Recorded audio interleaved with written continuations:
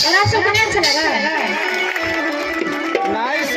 और एक बार इंस्ट्रूमेंट और भजन सुनने से पहले कोई बच्ची निकल करके आ जाए और ये चुनरी उड़ा करके इनका स्वागत कर दे। कोई बच्ची निकल करके आ जाए या चुनरी उड़ा के संध्या जी का स्वागत कर दे, उसके बाद कोई बच्ची चली है।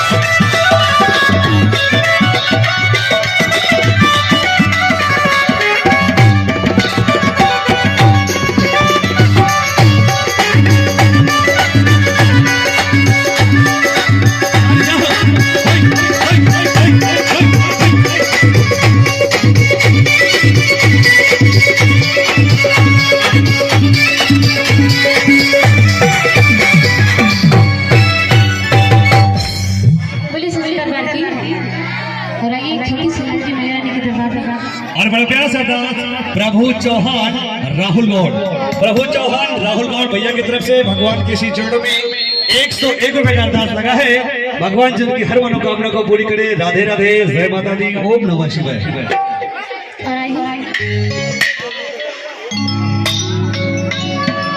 ओम शरणागति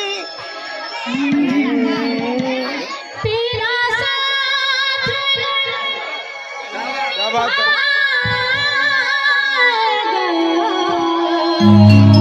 जय हो जय हो।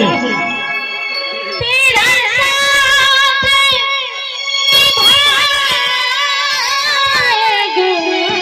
क्या बात है। विश्वास जरूरी है, विश्वास जरूरी है। जय हो जय हो। पुलिस सच्ची दरबार की। क्या बात है।